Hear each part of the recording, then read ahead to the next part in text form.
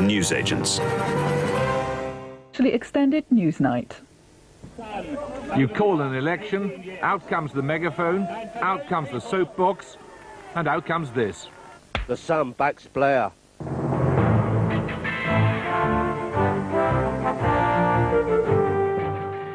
April 1997, the first day of the election campaign that would see Blair ushered into power as the first Labour Prime Minister for 18 years. And the endorsement of the Sun newspaper then seemed to be, I remember it vividly, the most important thing that could happen in a general election campaign. And here we are, 4 weeks in to this election campaign. No newspaper has particularly declared. Is anyone taking that much interest in what newspapers say anymore? Do newspapers still count? Welcome to the newsagents. It's John. It's Emily.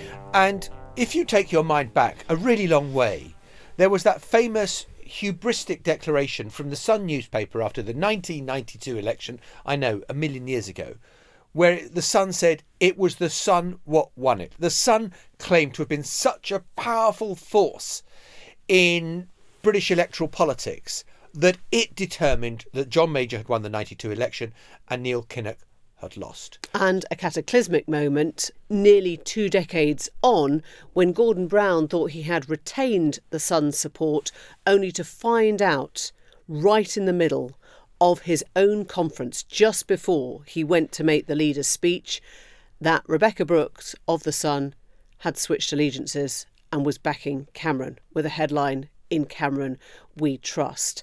These felt like seismic moments in election campaigns all those years ago. But now the world's a very different place. Many more people go to social media for their news, that the influence and the reach of newspapers is waning. So today we're going to talk to an old hand, friend of the podcast, David Yelland, who edited The Sun, who has been through so many of these media campaigns, about whether there is the same influence from newspapers to voters in 2024. And I look back on the sort of years I've been doing political journalism, and at every election you have seen the politicians try to cosy up to the newspaper editors and the newspaper owners in particular, to try and be in their good graces, so that when an election is called, the newspapers, if they don't support them, will at least be neutral and not hostile. Yeah, because if you think about recent sort of Labour leaders, Corbyn most memorably, but also Ed Miliband was hated by the Mail. They had actual campaigns trying to make out that Ed Miliband's father, I think, was a sort of a traitor to Britain. You know, he was a Holocaust survivor, and Ed Miliband actually was on the front foot on this one and said, would you like to retract that and apologise? But I think all that Keir Starmer has been going for this time round is neutral. He writes for The Telegraph. He's made that a sort of early adopter position. You know, I'm going to talk to Tory voters through The Telegraph. And I think if he was just quietly left alone at this point by the papers, he'd be happy with that. And so, although what we refer to in inverted commas as the right-wing press, the Express, the Mail, the Telegraph, the Sun, maybe the Times as well, they have not been full-throated in getting behind Rishi. There has been a fair amount of headlines which end with a question mark, which sort of indicate that they want to put fear in. Are Labour about to kill your firstborn? Are Labour about to tax you out of existence? Are Labour about to ruin your mortgage? Are Labour going to stop you sending your kid to a private school? These are all fair questions to be asking. Yes, but they are headlines, but they're where they don't know the answer. But they just put sow a seed of doubt in someone's mind, rather than they can't go the full-throated, God, Labour are going to kind of blow up your lives, because Labour have been pretty damn cautious in this budget, and Rachel Reeves hasn't allowed anything to get in which leaves hostages to fortune. And so the papers have been a bit more muted than they have been in previous elections. Is that a question of the success of Labour's campaign, or is it just the newspapers adjusting to a reality where they can see that Labour are a million miles out in front, therefore why put yourself on the wrong side of history? Or is it that newspapers just don't matter that much anymore? These are all very good questions, John Sopel. Thank you for raising them. First time you've ever said I've asked a good question. We are joined in the studio by David Yelland, friend of the podcast. I think he's got his own podcast now, but we won't talk about that too much. And of course, former editor of the Sun newspaper, knows the Murdoch empire really well, understands the British media probably better than anyone. David, thank you for being with us. We are, 3.5, almost 4 weeks into this interminable campaign. Mm-hmm. As a starter, I just wonder what you think engagement levels are for readers of newspapers in the campaign, because I get the sense that the newspapers want to splash with anything other whenever they can. Well, the newspapers are delighted that the Euros have started because they've come off the politics entirely, which is a real challenge for all editors at the moment. I don't know. I watched, because I'm a bit of an anorak, the visit that Keir and Rachel Reeves did down in Southampton yesterday, and the Q&A. I think people are actually quite... I mean, maybe it's because they have celebrity value now, because they're seen as probably what they are, the next Prime Minister and Chancellor, and people want to meet famous people, but that may be a lot to do with it. But certainly, I think the public are interested in them, but the newspaper editors are just going through the motions. There's an element of, we all know what's going to happen. It's like being at a football game when your side's 6 or 7 up. I'm a Man City fan, so it happens all the time. Yeah. And you've got to come back. You've got to come back for the last 15 minutes. There's a bit of that going on. So talk us through the relationship that you think the newspaper editors have with the protagonists this time round, because we talk about, right-leaning or Tory-friendly papers, and by that we mean the Mail, the Telegraph, the Sun, probably the Express.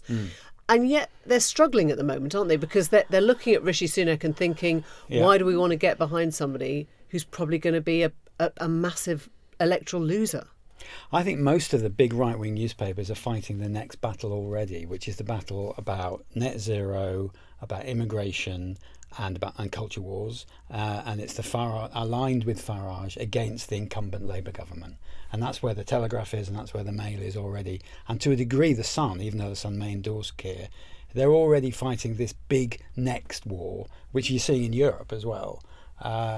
So I think they've given up on the election, actually. But they haven't endorsed Starmer. The Sun? None of them. Really? Well, the Telegraph is not going to, the Mail isn't going to, the Times may. The Sun, it's really difficult to see how they can endorse Keir Starmer without their fingers crossed behind their backs, 7-8-fold. I mean, they're opposing almost everything other than beer. There's a very funny piece in the Sun this morning, which is the Rachel Reeves apparently backing the Sun's campaign to take duty off beer in pubs, because the Sun have a campaign called Save Our Subs, which is aimed at stopping pubs closing, and she sort of backed it. And that could they back Labour based on such thin veneer? It can be very difficult. David, there's a very personal element to the relationship that some in the Murdoch stable have with Keir Starmer, not least Rebecca Brooks herself, who was, I think, prosecuted by Starmer when he was DPP. Yeah. Now, that presumably is quite a personal grudge, is it? Does it run deep? It does run deep, and it's not just Rebecca. There are many others, and there are many others who were prosecuted and got off, a lot of them. And a lot of those, some of whom are my friends, feel very deeply about that. And they do feel negatively towards Keir Starmer. There's no doubt about that.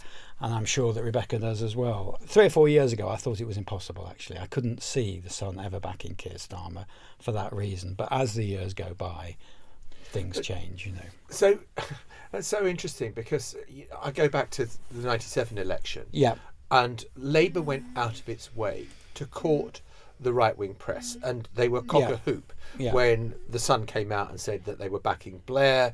John Major comes out and says no one is talking about this on Acacia Avenue.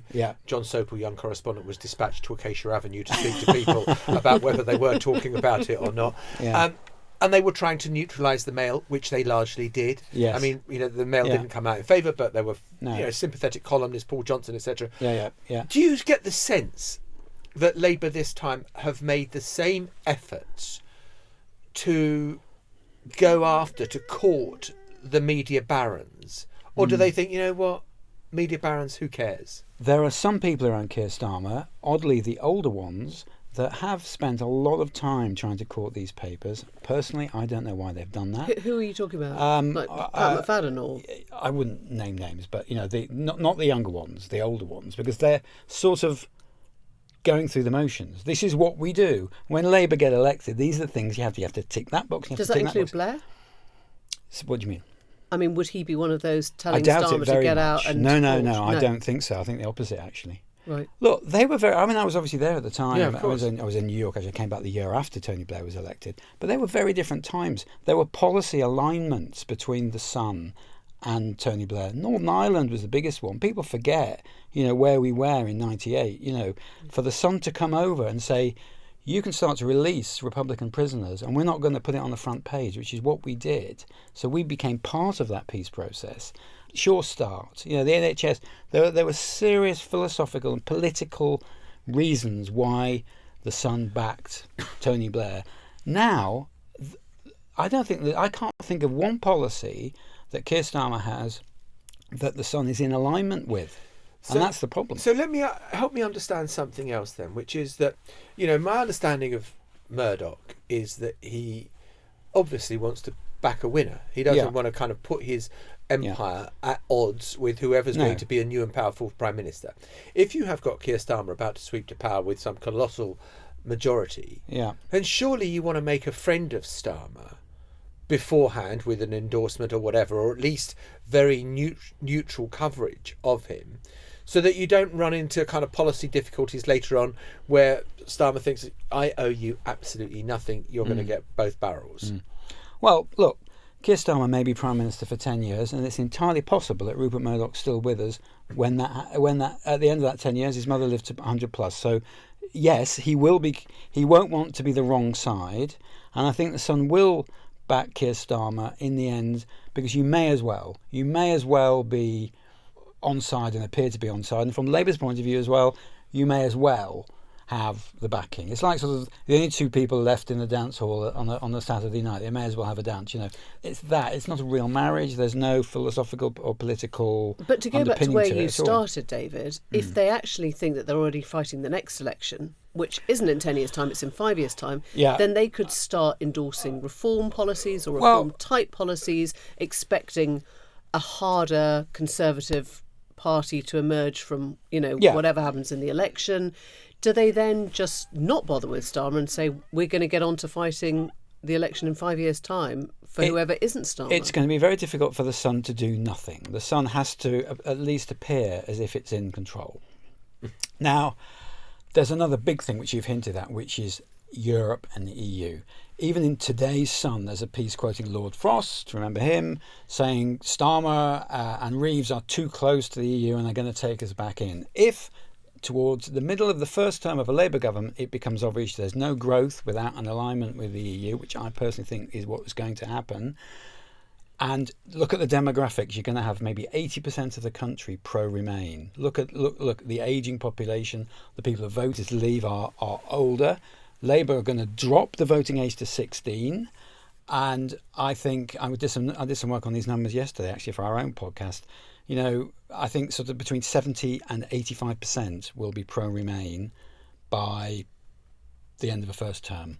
So if you've got no growth, can you then say, look, actually, we need to single market or these types of things? And the Sun will never support that, and the Mail will never support that, and Telegraph will never. But even if you've got that much of the population, because then you're putting yourself at odds with your readership. Well, 5-10 years' time, these papers will be even less powerful than they are now, and that's another thing. That's another thing that may be a factor. Can I be really picky, though? When you talk about pro-Remain, obviously there isn't a Remain, right, because we're out. So when you're talking about 80%, are you saying those people want to join the EU, or are you just saying they want to see good political nous working with the EU? If you talk to people in Labour, they know there's no economic growth without rebuilding some kind of free trade or movement with the EU. That is just a fact.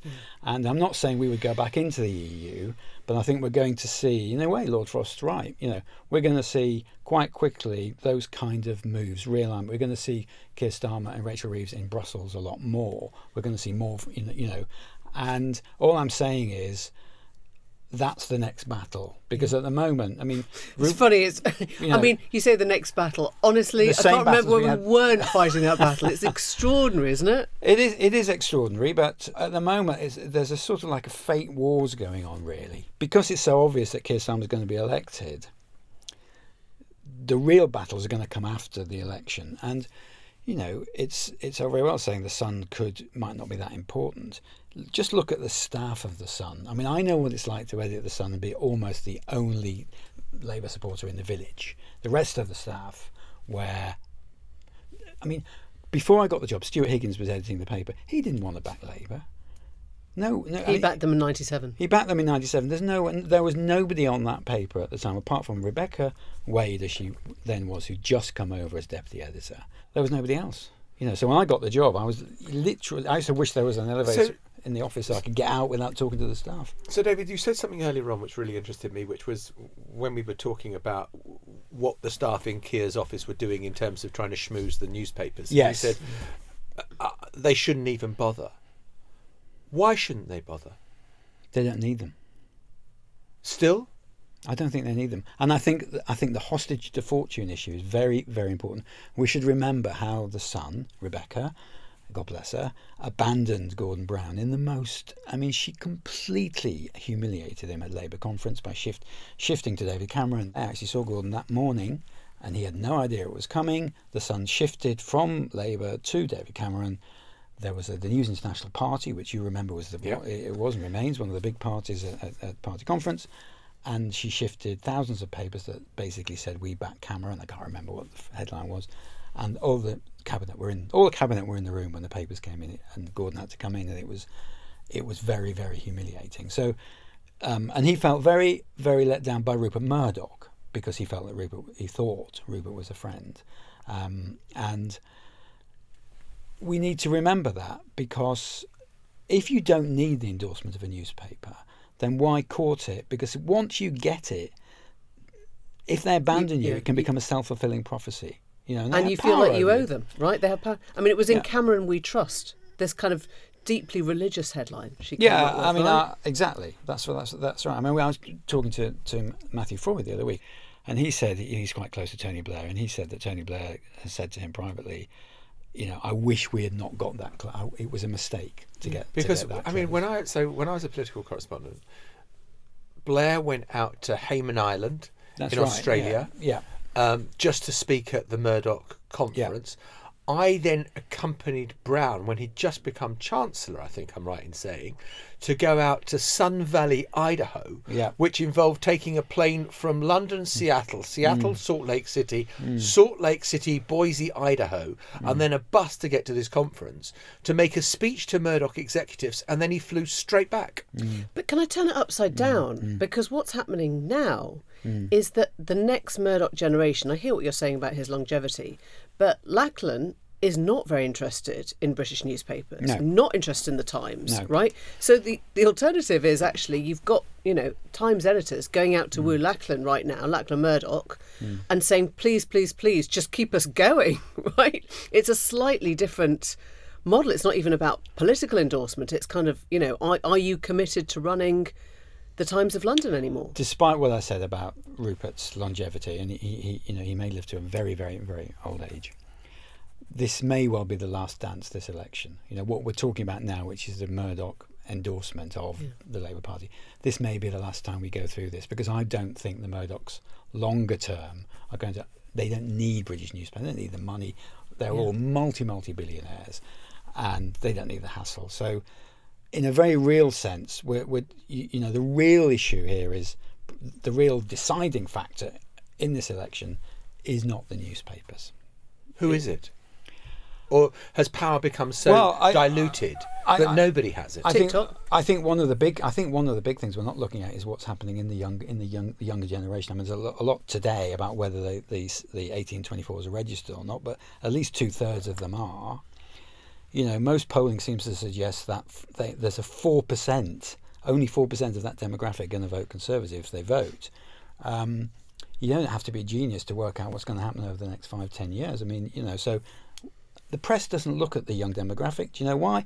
The average age of a newspaper reader is 64, right? And that's why tax is such an issue. If you're younger, you don't care so much about tax because you don't pay tax. You haven't got anything to be taxed, quite frankly. You haven't, capital gains. You don't have a mortgage. You don't worry about interest rates. You might even think paying tax is a good thing because it goes on the NHS and schools, which is an argument you don't hear very often. Now, so I think the whole debate in this election has been dictated by the newspapers. It always is, and their older demographic. And that's, a few years ago there was an election in Australia. And everyone woke up the next day and they were stunned and shocked because Murdoch has a 67% or 68% market share in Australia. And because they were climate change deniers and basically the country's burning, everybody voted the other way. They just missed it. They were all looking at the newspapers. They voted for Albanese and they not voted at social media. Yeah. So I think when we wake up on the 5th, we're going to see a lot of very surprising things. We think we know we're going to see. I'm not sure. I think there'll be some surprises. I mean, if you think of the amount of time that you on your podcast, that we on our podcast, talk about the intersection between politics and the media, because it is so fascinating. Yeah. And yet the kind of argument I feel you're making is that intersection is not that important anymore. Just different media. Media is interesting. Yeah. Of course it is. It's just not. It's not dead tree. Papers. It's interesting because the people are not there. The people are elsewhere. So, Keir Starmer got laughed at in Grimsby when he said his father was a toolmaker. I think that is very interesting. And I grew up partly in Grimsby. I was at primary school in Cleethorpes. The reason they laughed is they can't imagine that Sir Keir Starmer's dad worked in a factory. No, the reason they laughed was because they've heard it so many times. I don't think so. I don't think that audience... I know... In London, you couldn't say that, but I'm not sure the audience had heard I that. don't think it was a snob. I mean, his response when he gave that interview to GB News was, I was really surprised that people laughed at it. I'm absolutely convinced they laughed because they'd heard it, because it became a bingo card sort of phrase. We put it on our bingo card before it. I'm not sure. I mean, I don't think... I think the idea that a factory worker's son could become a knight of the realm and become Prime Minister is so far from where, and I go back the whole time. I'm not being anti-Grimsby. I think that's part of it. And I thought, by the way, that interview that Keir Starmer gave to Chris Hope was one of the most interesting interviews I've seen the whole campaign, because he's really angry. He's really angry, but I thought he lacked a sense of humour, because I thought it was so obvious that people were laughing at the fact he was now repeating his lines over and over again. Well, and that to your media point is that these lines are going in. People are hearing them, even if we think that we're not engaged. Funny enough, he's changed. He now says worked in a factory. David Yelland, fantastic. Thank you so much. Thank you very much. Really good to have you in. Thank you. you. We talked about the Sun and its Labour endorsements. I guess the figure we haven't talked about very much is Boris Johnson, who kind of swam between the two rivers of columnist and politician. I mean, as soon as he stopped being Prime Minister, he became a columnist. And as soon as he stepped down as Foreign Secretary, he became a columnist. And so rather than getting the endorsement of the Telegraph, he sort of wrote his own press, really. Yeah, I mean, he was the absolute definition of the intersection between politics and the media, because he straddled both. And in this campaign, until now, he has been rather quiet and rather absent. But Boris is back. Hi folks, Boris Johnson here, urging everybody in Normanton and Hemsworth to vote for Alice Hopkin as your MP on July the 4th. The Conservative candidate, Alice Hopkin, she'll be an outstanding local MP, and above all, we vote for Alice, will avoid handing Labour a majority, or in fact even a supermajority, to take this country backwards. Higher taxes, more wokery, kowtowing to Brussels again, and of course more illegal immigration. Don't let Starmer get away with it. Vote for Alice Hopkin on July the 4th. Yeah, it was sort of Boris Johnson as a parody of Boris Johnson, in the sense that the audio sounds very Johnsonian. The video, he looks even more dishevelled, even more unkempt than you've ever seen him before. And whilst once upon a time it was part of the charm, it just looked faintly ridiculous. But look, there is a political purpose about why Johnson is back in the fray, sort of. Yeah, I guess he's been sitting on his hands for the last, 4 weeks. With just 2 weeks to go, he must have decided that he'll come out for individuals rather than for the party as a whole, because I guess He doesn't really want to give Rishi Sunak his endorsement. He still thinks of his former Chancellor as a traitor, the man who arguably brought him down, removed him from office when he quit. He doesn't think that the Conservatives are in with, a mega chance of governing again. And I think Boris Johnson at this point sort of almost has more in common with Farage, right? That the sort of people who are more personality than the parties they represent. Will he be a fillip to the cause? I'm sure he will. I'm sure a lot of people would actually like to have him with them, on their campaign trail as they try and win very marginal seats. Is that where the public is? I don't know. I mean, I think that's the really interesting question. Is Boris now a help or a hindrance to another Tory MP? Well, I kind of guess that if you are in the red wall and things are looking desperate, he is the last throw of the dice, isn't he? I mean, let's change the metaphor to gambling. That, it's all going to hell and you've got one chip left and you put it on the Boris Johnson mark and you hope that it comes up Johnson. Except that the red wall could go Labour on very small swings. The marginal seats are the ones that we're looking at in parts of Surrey, in parts of Norfolk, in parts of Suffolk, where I don't think Boris Johnson necessarily has that same sway. Much more traditional Conservative heartlands maybe are the places that have, the southeast of England are places that have turned their back on him. Look, at the start of this campaign, we had Nadine Dorries on the podcast to talk about, her feelings towards Rishi, which are pretty clear. But she also said she was very much in touch with Boris Johnson, and Johnson, she could not understand why Johnson would want to lift a finger to help Rishi Sunak.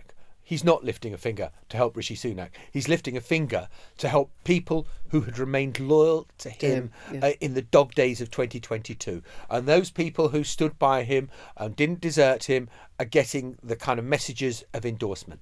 How much difference they'll make is really arguable. We have 2 weeks to see. Yeah, we have 2 weeks to see. I don't want to turn this into a kind of one of those, well, only time will tell. But I think that what it does mark is just the fissure that still exists within the Conservative Party, that Johnson, the former Prime Minister, is not out campaigning for the Conservative Party, he's out campaigning for selected Conservative candidates. If you are listening to this today, Tuesday, just a reminder, if you haven't registered to vote, you have until midnight tonight to go online and do so. Honestly, it takes 5 minutes. Yeah, and let me just add a bit more to that. The deadline is for 5 p.m. Tomorrow if you want to register for a postal vote, and it's 5 p.m. on Wednesday the 26th of June for a proxy vote and a voter authority certificate, and you need to go to the government website, as Emily has said, to go there to vote. Yeah, but just to clarify, to actually register for any of the other ones, you need to do it today, Tuesday. Do it. We'll see you tomorrow. Bye. Bye. The Newsagents. This is a Global Player original podcast.